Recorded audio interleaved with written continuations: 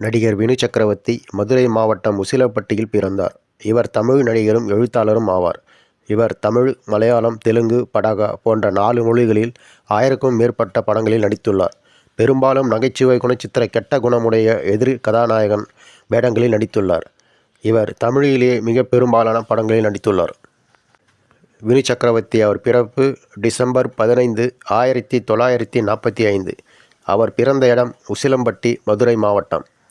அவர் இறப்பு 27 ஏப்ரல் 2017. 77 வயதில் காலமானார். அவர் இறந்த இடம் சென்னை. மதுரை மாவட்டத்தில் உள்ள உசிலம்பட்டியில் மேல்புத்தூரில் ஆதிமூல தேவருக்கு, மஞ்சுவாணி அம்மாளுக்கும் மூத்த மகனாக பிறந்தார். இவருக்கு பிரேமகாந்தன் என்ற இளைய சகோதரரும், குண்டலகேசி என்ற இளைய சகோதரியும் உள்ளனர். இவரின் மனைவி கர்ணபூ ஆவார். இவரின் மகள் சண்முகப்பிரியா பேராசிரியராக அமெரிக்காவில் உள்ளார். மகன் சரவணபிரியன் லண்டனில் மருத்துவராக உள்ளார். இவர் ராயப்பேட்டை வெஸ்லே பள்ளியில், மீனம்பாக்கம் ஜெயின் கல்லூரியில் படிப்பை மேற்கொண்டார். வணிகத்தில் இளங்கலை பட்டம் பெற்றார். இவர் பள்ளி, கல்லூரி நாட்களில் நாடகம் எழுதி, நடித்து, இயக்கியும் உள்ளார். வினு சக்கரவர்த்தி அவர்கள் இருப்பு துணை ஆய்வாளராக 6 மாதம் ஐஸ் ஹவுஸ் பகுதியில் பணியாற்றிவிட்டு தென்னக இருப்பு பாதையில் 4 ஆண்டுகள் பணிபுரிந்தார். இவர் கன்னட இயக்குனர் புட்டண்ணா கனகலிடம் கதாசிரியராக பணிபுரிந்தார். அவருடன் இணைந்து பணியாற்றிய பரசக்கே கண்ண தின்மா என்ற படம் வெற்றி பெற்றது. அதை திருப்பூர் மணி தமிழில் தயாரிக்க திட்டமிட்டார்.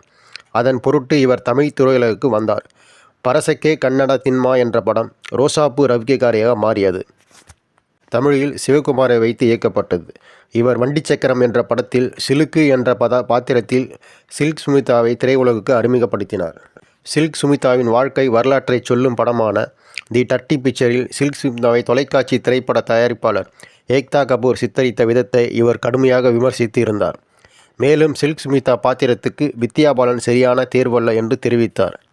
வினு சக்கரவர்த்தி அவர் மறைவு உயர் இரத்த அழுத்தம் மற்றும் சர்க்கரை அளவு அதிகரிப்பு காரணமாக அவதிப்பட்டு வந்தார். சென்னையில் உள்ள தனியார் மருத்துவமனையில் சேர்க்கப்பட்டார். அங்கு சிகிச்சை பலன் அளிக்காததால் ஏப்ரல் 27, 2017 அன்று மாலை 7 மணிக்கு மரணமடைந்தார்.